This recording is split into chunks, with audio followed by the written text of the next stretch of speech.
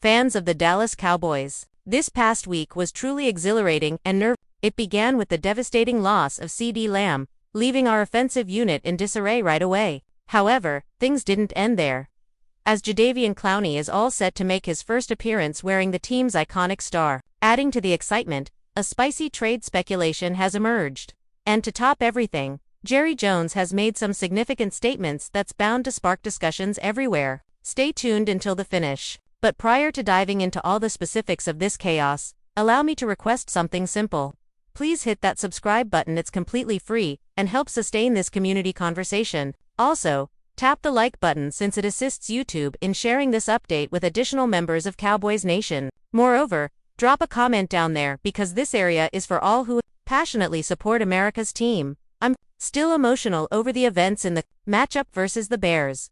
We not only suffered a tough defeat in terms of the score, but we also lost our primary offensive receiver, CeeDee Lamb.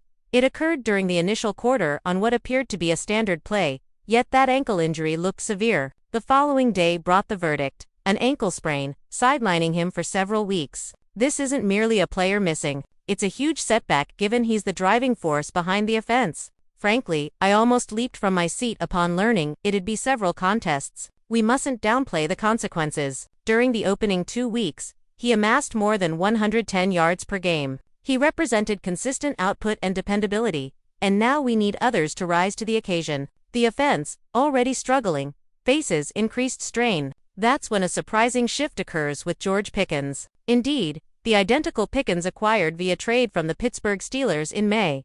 Jerry Jones faced criticism then, with folks claiming it was illogical to use a draft selection for yet another wideout. Yet, observe how that decision proved brilliant against Chicago. Pickens received 9 targets, converting 5 for 68 yards and securing a score. It went beyond numbers. It was about his on-field influence. He emerged as the main focus, someone defenses couldn't ignore. The drawback is that we're challenging our limited reserves. Tight end Jake Ferguson has served as the safety net, hauling in 13 catches for 82 yards, an extraordinary figure for his role. This highlights a couple of points. First, Dak Prescott retains trustworthy choices. Second, the coaches must overhaul this attack. We cannot depend solely on one receiver's skills, particularly absent Lamb. I realize some in the crowd and online are noting, we've witnessed this unit adapt previously. That's accurate, but honestly, the stakes are higher now. Our upcoming foes are no pushovers. The Packers in Week 4, Jets in Week 5, Duff defenses ready to capitalize on this gap. Ferguson and Pickens are now essential picks even in fantasy leagues, illustrating the anticipation. Plus, don't overlook Turpin, who contributed with 2 lengthy grabs totaling 64 yards. It wasn't extensive, but it injected energy. Still, realistically, this group of pass catchers doesn't intimidate without Lamb. The Cowboys will need improved equilibrium between running and passing, though we know that's not always successful. Summing up this view on Lamb's unavailability, it's an opportunity to determine if the squad has genuine backups, or if we'll miss him every play. Share in the comments if you believe Pickens can manage this responsibility, as the following update introduces the exact athlete who might transform the defense. Debuting versus Green Bay, shifting focus to defense, which has also been problematic. Consider that we opposed Caleb Williams, the impressive Bears newcomer, and for his career's initial instance, he exited unscathed, by sacks none at all. That's almost inconceivable, particularly recalling the Cowboys' storied defensive legacy. The front line was eerily quiet. Yet, here's positive news. Jadeveon Clowney will make his entrance. The ex-top draft choice recently joined, missing the Chicago game, but it's confirmed he'll suit up against the Packers Sunday evening at a TNT stadium. Honestly, I cheered when Stephen Jones affirmed, "Yes, we fully expect him to play." That's precisely what was required. But temper expectations. We shouldn't anticipate him as an instant savior. Coach Brian Schottenheimer has cautioned against overloading him immediately. The strategy involves easing him in, allowing adjustment, and leveraging his expertise to guide rookies. That in itself aids, since truthfully, our pass rush ranks poorly league-wide, with 1.3 sacks average per outing, placing 29th.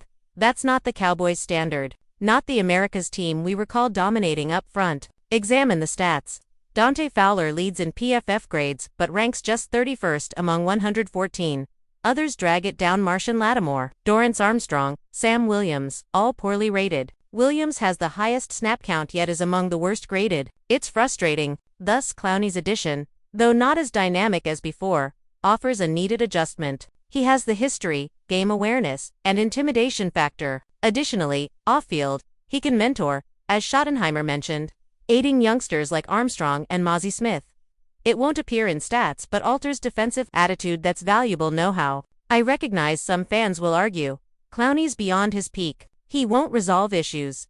Fair enough. He's no Micah Parsons, and no one's claiming that. But post the agonizing trade, sending Parsons to those Packers, any reliable addition is welcome. Envision his debut opposing Green Bay, now featuring our old standout. How poetic. It's a moment to prove the defense retains spirit. So, stay ready, as Sunday promises drama. I'd love to witness if Clowney delivers quick results or if it's gradual progress. Regardless, it shifts the atmosphere. And if you agree, this debut might alter the game, comment below. Since the subsequent update involves a scorching rumor from insiders, a possible major trade to strengthen the offense minus Lamb.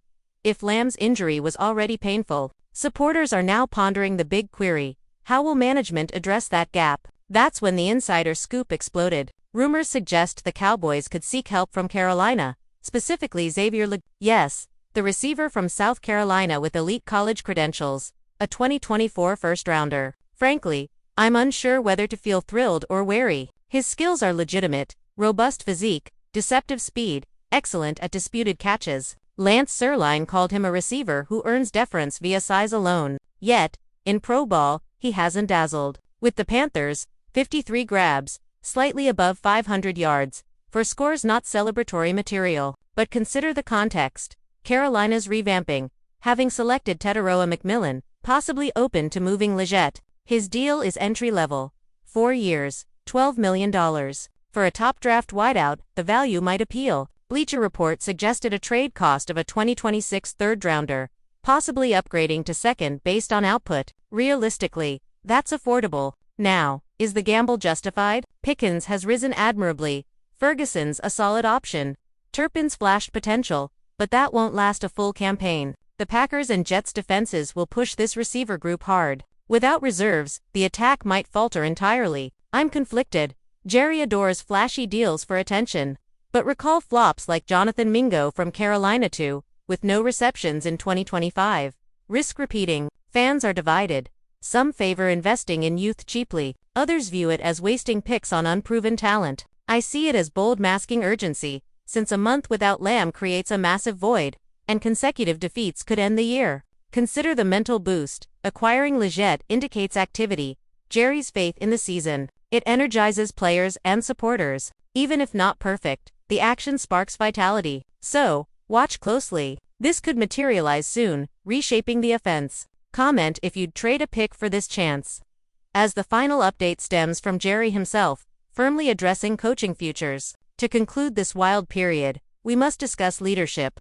Given 3 weeks of defensive woes, sparking fan outrage at Matt Eberflus, he returned to Dallas as a defensive genius, but it's been catastrophic. Versus the Bears, Caleb Williams seemed unchallenged: no sacks, open targets, number apparent strategy. Humiliating. Then Jerry, ever vocal, states, "I like our coaching staff. I have confidence in them." That's not even a point of discussion. Hold on, after 3 weeks of shame, it's off. Typical Jerry backing his people staunchly, as with Jason Garrett or prolonging Mike McCarthy. Now with honestly, firing mid-season week 3 is illogical, but the issues are glaring. Defense yielded 450 yards to Russell Wilson week 2, a player later benched in Denver, then over 30 points passively next. Not misfortune, flawed setup. Wildly, Jerry not only supported but lauded them as superb educators who understand their roles. Fans react furiously, sensing disarray. Without pressure or coverage, who else to fault? Some fans dismiss Jerry's chatter as meaningless. Perhaps, but public endorsement affects the team. It might uplift, affirming support, or breed laxity, implying security regardless. The latter terrifies me. Warning signs abound. In Dallas, fans vocally demand fixes when awry. Increasing female attendees seek response, avoiding another wasted year from obstinacy. We've experienced that. Eberflus's tenure, despite Jerry's denial, hinges on upcoming matches. Packers and Jets are crucibles.